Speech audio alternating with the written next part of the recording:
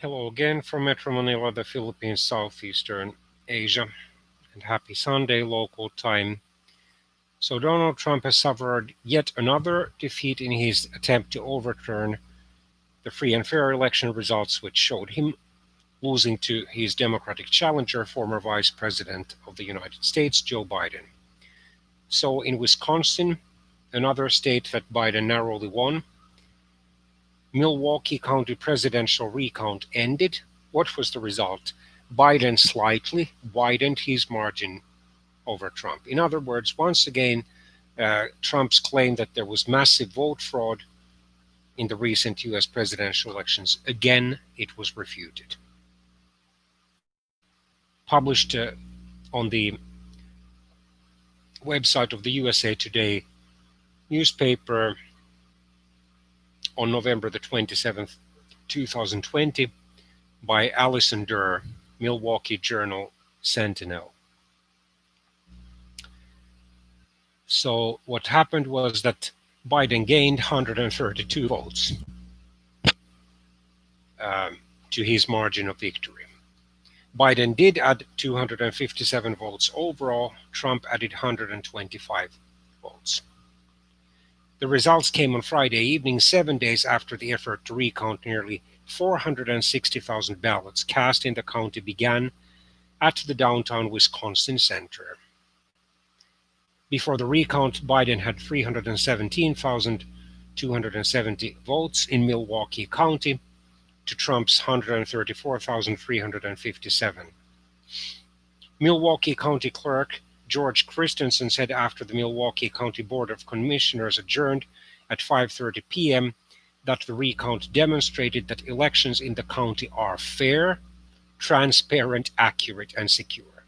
So once again, we had an impartial election official refuting the Trump campaign's, or should I say, the Trump campaign's extremist members and unfortunately the outgoing president's bizarre charges of there having been massive vote fraud. So again, they have no case. Said Christensen, I promised that this would be a transparent and fair process, and it was. There was an examination of every ballot by election workers, a meticulous recounting of every ballot that was properly cast, a transparent process that allowed the public to observe, a fair process that allows the aggrieved candidate, in this case Donald Trump, I interject, who sought the recount an opportunity to observe and object to ballots they believe should not be counted. He said the county met all of the unique challenges presented in the recount, not least of which was the coronavirus pandemic. Christensen happens to be a Democrat, but he wasn't being partisan. He joined the three-member board of canvassers, lone Republican Rick Bass, in highlighting the bipartisan work during the recount. So there were both Democrats and Republicans involved.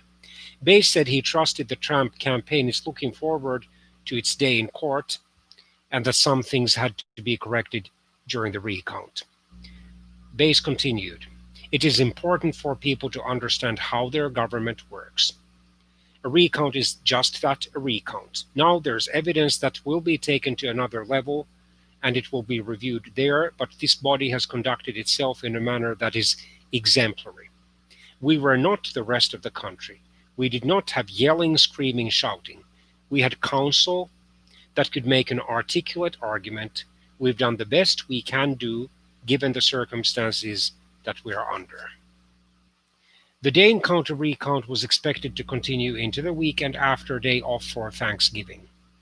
Dane County Clerk Scott McDonnell tweeted on Friday morning that the recount was about 65% complete and he expected to finish on Sunday. The recounts have to be completed by Tuesday in time for the State Elections Commission to certify the results by a deadline for that day set in state law. Trump lost overall Wisconsin by nearly 21,000 votes to Biden. The defeat came after Trump won the swing state by a similarly narrow margin in his 2016 election victory over or against Democrat Hillary Clinton.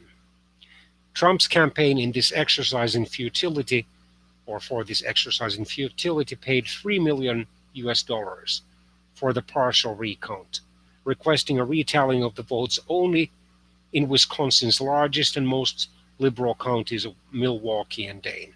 Chances are that at least uh, Joe Biden's victory margin will not be significantly reduced. It might actually even be slightly increased.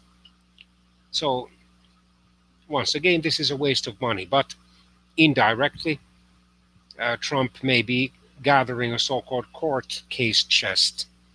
In other words, fundraising, because he's going to be hit once he leaves the White House in January 2021 with alleged financial impropriety court cases and um, two defamation lawsuits against two women who have claimed publicly that Donald Trump had either sexually assaulted or harassed them. Publicly, he not only denied those charges, but he also insulted the two women. Trump's campaign has unsuccessfully tried to get large swaths of votes thrown out in Milwaukee and Dane counties without presenting any credible evidence. The controversy over the votes may not end when the recounts do. Political observers believe the challenges Trump representatives lodged during the recount process were intended to set the stage for a lawsuit. A legal challenge has the potential to further change the vote tally the county arrived at on Friday.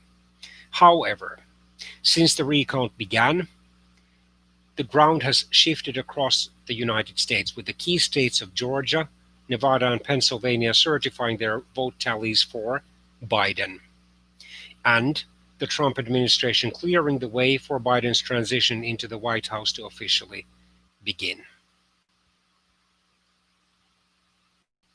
So I wish that there were enough people in the Trump campaign who are realistic enough to tell the president, Mr. President, we are sorry to tell you, but you've lost your bid for re-election. And the reasonable thing to do now is to go quietly, end this futile legal challenge process, which is not going to give you any realistic chance to defeat Biden in the Electoral College. Unfortunately, so far it seems that either there are no such people, or more likely that Trump is simply too proud to formally concede the election. And who suffers? Well, the American people, including those many who have lost their lives to the COVID-19 pandemic since the official election day, November the 3rd, 2020.